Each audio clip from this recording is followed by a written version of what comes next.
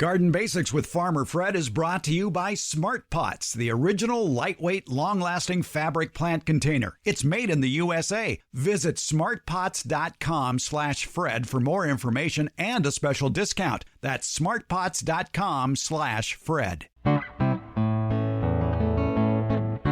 Welcome to the Garden Basics with Farmer Fred podcast. If you're just a beginning gardener or you want good gardening information, well, you've come to the right spot. You've heard of no-till gardening. How about no-dig gardening? Or how to create a lasagna garden? Emily Murphy, she's the author of the book Grow Now, has those explanations. In our question and answer segment, one listener wants to know if it's too late to plant potatoes and how to prepare the soil for potatoes. Well, as we like to say on this show, it depends. Master Gardener Gail Pothour has the answer with all the variables. And in a quick tip, we find out why you don't want to grow your fruit trees in the middle of your lawn. We're podcasting from Barking Dog Studios here in the beautiful Abutilon jungle in suburban Purgatory. It's the Garden Basics with Farmer Fred podcast, brought to you today by Smart Pots and Dave Wilson Nursery. And we'll do it all in under 30 minutes. Let's go. In a couple of recent podcast episodes, we talked with Emily Murphy. She's the author of the book Grow Now. Among the topics we covered included regenerative gardening and knowing your nature quotient, how better to understand the rhythms of your plants and how they grow, and everything that interacts with the life of your plants, and that includes your soil. Because, as we're fond of saying here, a healthy soil leads to healthier plants. And one technique to improve the health of your soil is to forego rototilling, which does more damage than good to the underground biology of your soil. It's a technique called no-till, a practice that has taken hold in the world of agriculture, especially among producers of organic crops. But the practice of no-till isn't just for your bare ground. In this chat with Emily Murphy, she explains how this technique, keeping your soil undisturbed as much as possible, can be applied to your raised beds and container plants. She calls it no-dig, and she talks about a way to build your soil without having to purchase bags or yards of potting mix. It's called lasagna gardening. And the other way to tackle no-dig is not just by growing in the ground, but it's also to use no-dig techniques in raised beds and containers. The idea there is that instead of sourcing soil, say for a raised bed, a larger bed, the typical rule of thumb is to use 50-50 compost to topsoil. That's kind of the general rule of thumb for filling raised beds.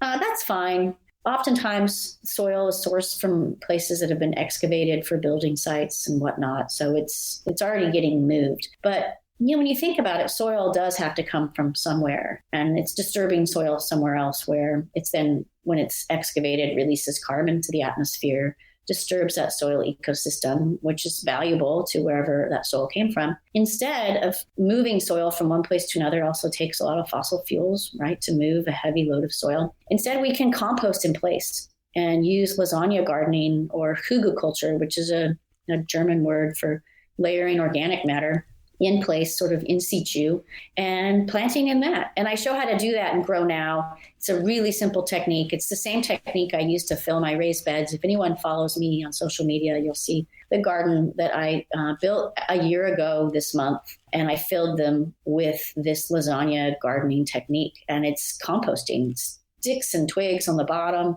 So you have your layer of browns, layer of greens, layer of browns. And I save the fine compost for the top. I did have to bring in compost because it was a new garden, and I didn't have time to make any, but I sourced it locally. I'm really lucky. I have West Marin compost is not far from here. It's about a mile away. I saved that fine compost for the soil surface and planted in it. And 3 months later, I had this incredible start of summer garden, and you can plant intensively. And it's so simple and so empowering. The technique, you're right. Okay, you don't want to wag your finger at someone and say, don't do that. I agree.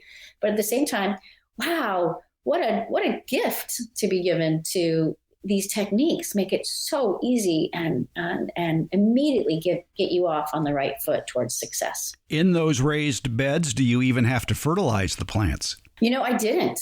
I didn't. And the only thing I do is I add, this last year I added compost to a few places.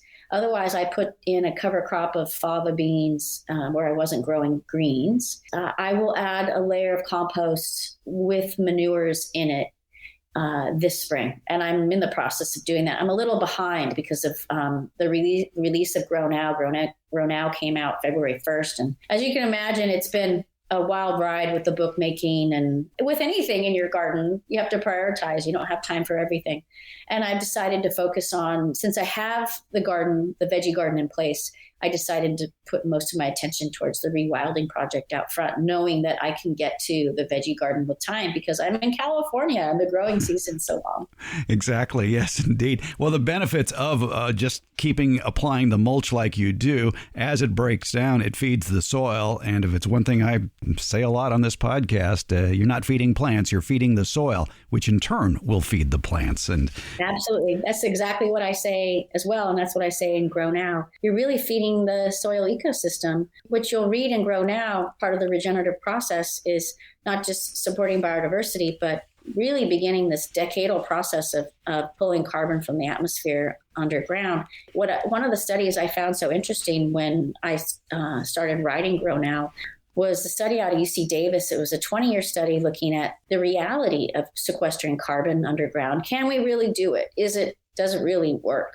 Do regenerative practices work to sequester carbon at depth and sequester stable carbon? And they found over this 20-year study, yes, it does. And they found, yes, keeping living roots in the ground, which is a tenet of regenerative growing as well, with the use of cover crops is vitally important. And that supports biodiversity. It keeps living roots in the ground, and those roots feed the soil as well through the root exudates, which is a big term, but it's described in Grow Now. But more importantly, it was the application of compost, of feeding the soil compost, that really drove this carbon sequestration process.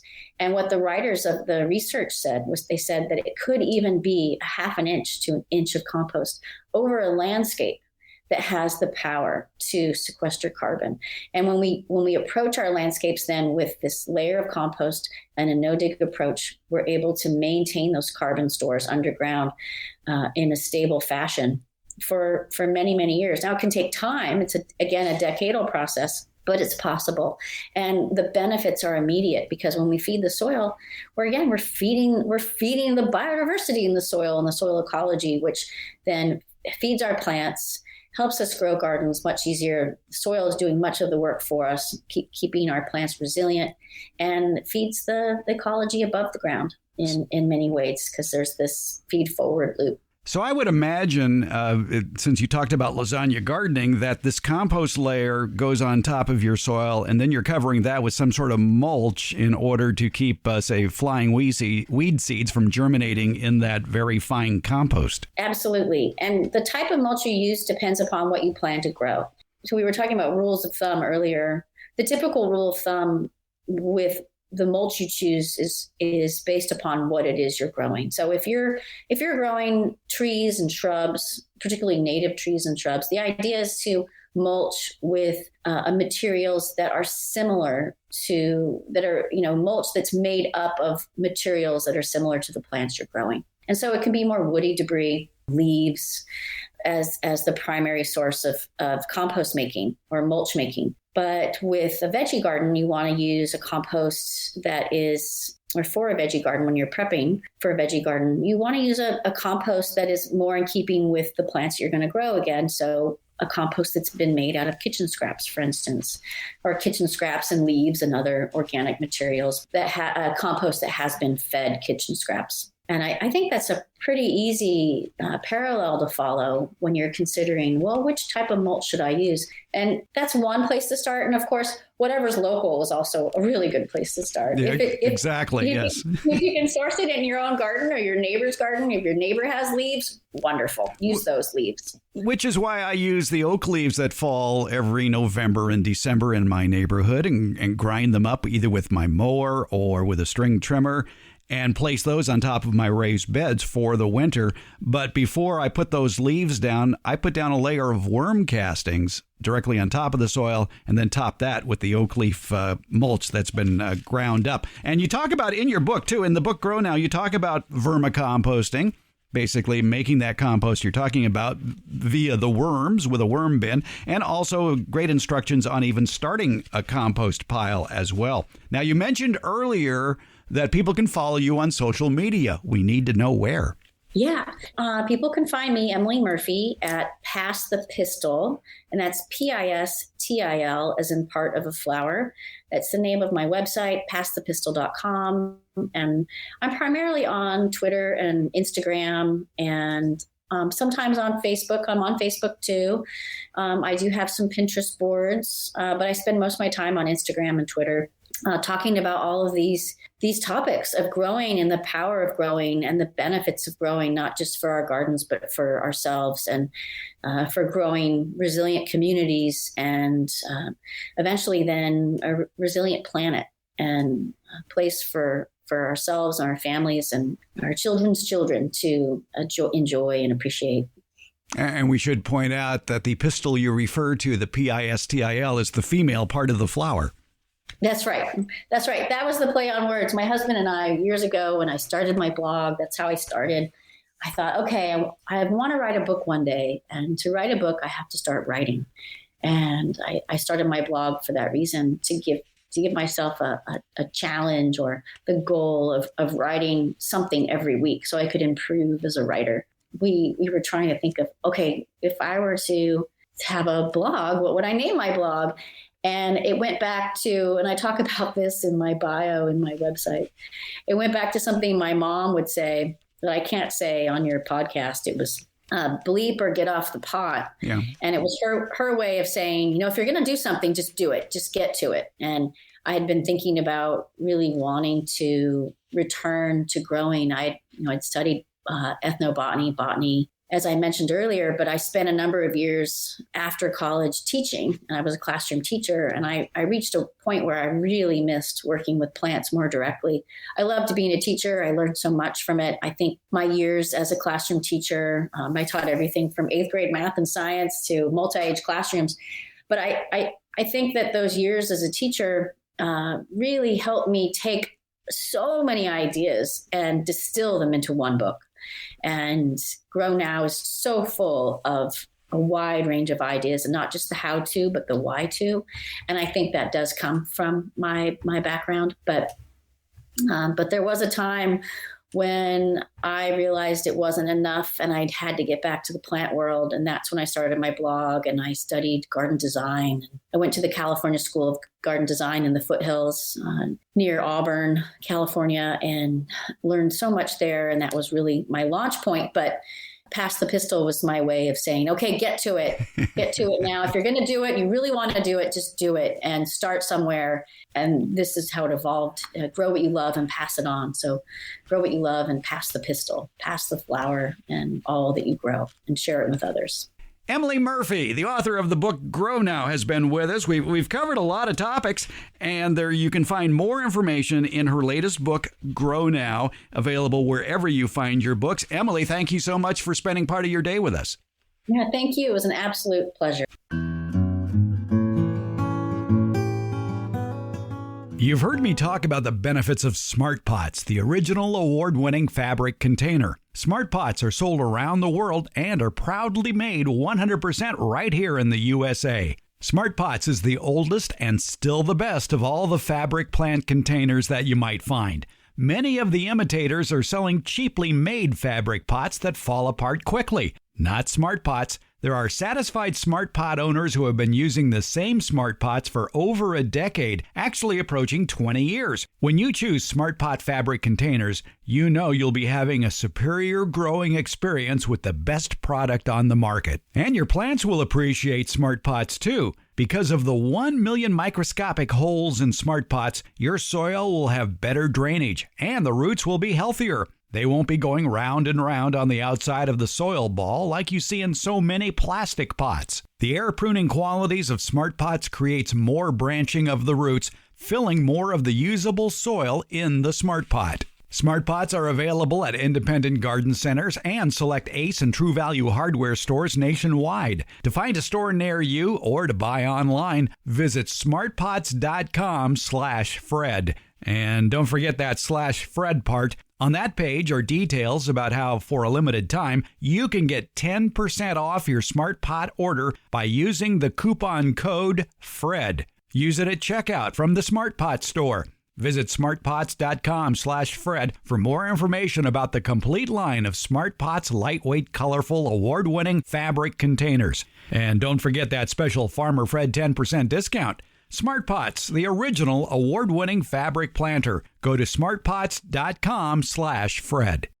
Coming up in Friday's Garden Basics with Farmer Fred newsletter, Beyond the Basics, we listen to some of the things said that caught my attention from the last two Garden Basics podcasts that were released this week, episodes 184 and 185. In our chat with Houseplant Warrior author Rafael DeLallo about cold climate houseplant care in 184, he mentioned that he grows tropical plants outdoors at his home in Cleveland, Ohio.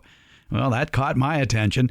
In the newsletter, we hear how he goes about succeeding at that seemingly frustrating task. In episode 185, as you probably just heard, Emily Murphy talked about her new book, Grow Now. Here in the newsletter, we will find out the how and the why of her technique of matching various mulches to particular plants. Who knew?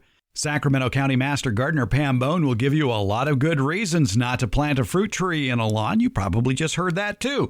But if you must, she has some ideas on how to do it successfully. It's another excerpt from the Garden Basics podcast in which we do a deeper dive in the Garden Basics Beyond Basics newsletter. Also, in the latest edition of the newsletter, I get kind of personal talking about this week's anniversary for me. The 10th year after quadruple bypass heart surgery and a diagnosis of full-blown diabetes. But you know something? I'm still going strong, thanks to working in the garden and growing the right high-fiber fruits and vegetables. And, of course, riding a bike, of course.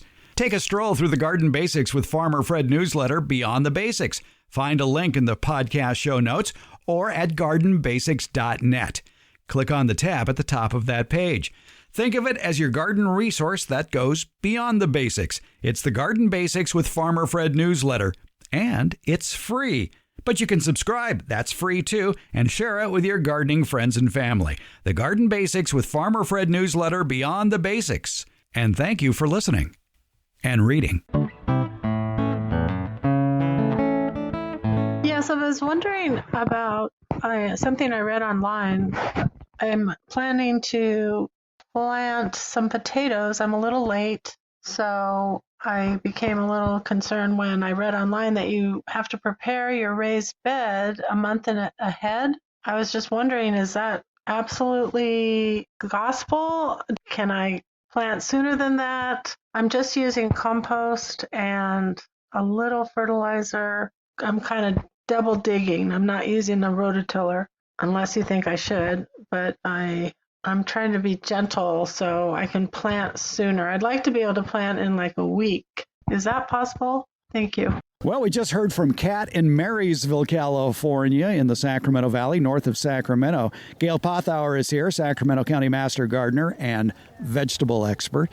What about Kat and her potato bed? Do you need to prep that a month ahead? And she mentioned that she might be doing it a little bit late, too. Here in our area of California, when is potato planting time? Kind of February, March. You can do it into April. It sort of depends on the variety you're growing, if it's an early season, late season. The ones that we're growing at the Hort Center actually is a late season variety, 120 to 140 days. So we're going to be growing them through the heat of summer, which is not ideal for potatoes. They tend to suffer when it's so hot and dry. But the variety we have, we can't plant till early March, and it'll probably be harvested in July or August. But you can still plant potatoes through, I'd say, mid-April, so about now, as long as it's not a late season variety. All right, and what sort of bed prep do they need? Do you really have to start prepping the soil a month? Well, I was curious when I heard that, because I'm wondering if perhaps Kat read information about turning in cover crops maybe this article related to cover crops, because you would want to get that turned under and wait a month before you plant it. Or if it was adding some manure, you would not want to plant, prep the bed with manure and plant right away. You'd need to let it kind of decompose. So I don't know exactly what the article she read was about. In my home garden and here at the Horticulture Center, we prep the beds and plant right away. So the fertilizer we use is a composted chicken manure that's 433 or 432, so it's already composted. We don't have any issues with burning the plants. We add compost, and as long as you have friable soil, nothing too dense or clayey, it should be fine. And I don't know that waiting a month is not necessary unless it's something that you added to the soil that needs to decompose first. Now, you're growing all your potatoes here in either large containers or raised beds, so the soil is going to warm up quicker. Does soil temperature play a key in when you plant potatoes? It does, because if it's too cold, they might sit there and rot, if it's wet. Potatoes are a cool season crop, and they are sensitive to temperatures. So the ideal soil temperature for potatoes, I think, is like 50 to 80, with the optimum being about 60 or 65 degrees. One of the problems we're going to have is growing them through the summer. Our soil temperature is going to get a little hotter. So we'll mulch with straw, maybe provide some shade cloth, keep them evenly moist, not too wet, because they can rot, but you don't want them to dry out. You start getting knobby potatoes if they dry out, and then you start watering them again. So soil temperature is critical. The air temperature is pretty critical. You don't want too cold.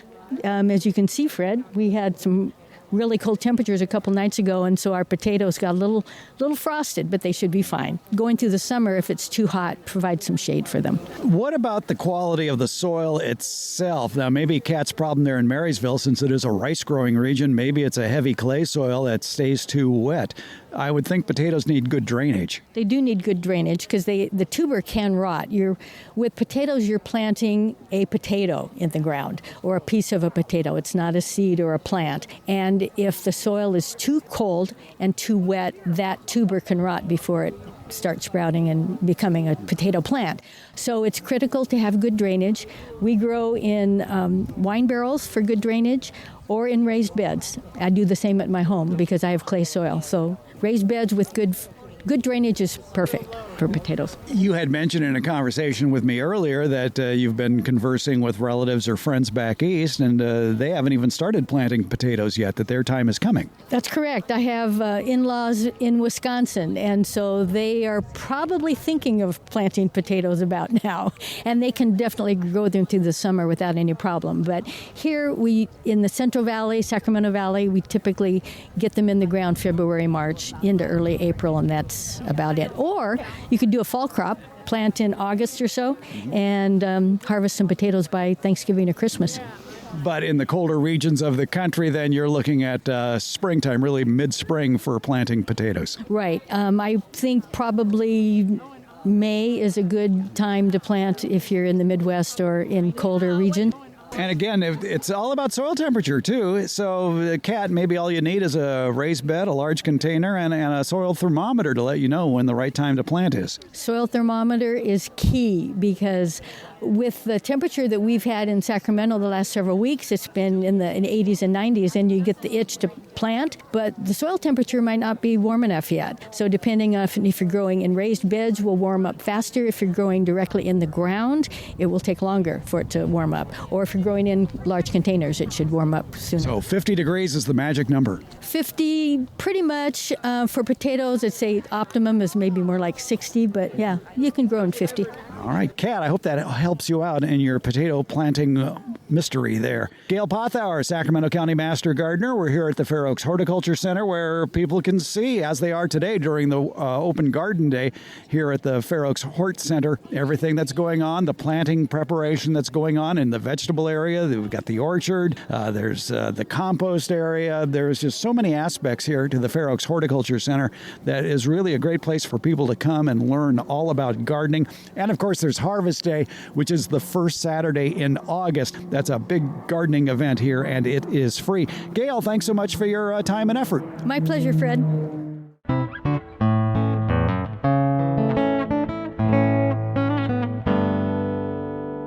You want Want to start the backyard fruit and nut orchard of your dreams? But maybe you don't know where to begin. Or maybe you're currently growing fruit and nut trees and you've got a million questions, such as what are the tastiest fruits to grow? Where can I go to buy some of these delectable fruit and nut trees you've been reading about?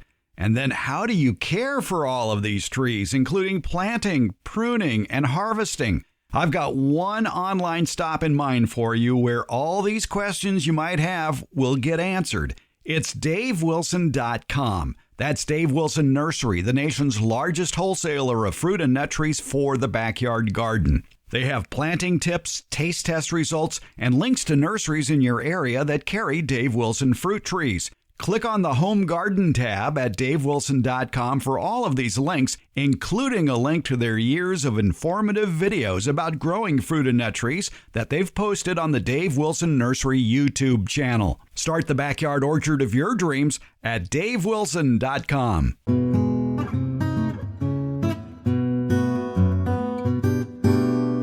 Time for a quick tip. We're at Pam Bone's house here in Sacramento County. She has loads of fruit trees and flowering shrubs and a lawn. And Pam, I've noticed one thing, that I notice how much you love fruit trees, but there are no fruit trees in the lawn. That's because fruit trees and lawns are not compatible at all. You need to keep your fruit trees away from the lawn. Actually, some of mine are fairly close. They're within 5 or 6 feet of it. But the crown of the tree is going to be high and dry, and it's not going to get wet. They're going to have their own irrigation system as well, which is a drip irrigation system. And the lawn then can be watered a little bit more frequently, and the fruit trees not as much. And, of course, the lawn is going to compete for water and nutrients, too, with any fruit tree that's established in it. And so it's a good idea, if that's the only place you have, if that's the only sunny area you have, is to give it a wide berth. Have about a 6-foot wide diameter clearance between the existing lawn and the fruit tree. Mulch around it out to 6 feet or so that the roots of the fruit tree have a chance to develop. And another reason for doing that is the mower blight. People use their string trimmers or their mowers up next to landscape or fruit trees, either one, and unfortunately cause devastating damage to the tree. So I always say that if you have any kind of tree in your lawn area, that you definitely keep a good clear spot, like you said, putting mulch down or whatever is really important. All right, lawns versus fruit trees. Pam Bone, thanks for the quick tip. Thank you, Fred. Garden Basics with Farmer Fred comes out every Tuesday and Friday, and it's brought to you by Smart Pots and Dave Wilson Nursery. Garden Basics, it's available wherever podcasts are handed out. For more information about the podcast, visit our website, gardenbasics.net, and that's where you can find out about the free Garden Basics newsletter, Beyond the Basics. And thank you so much for listening.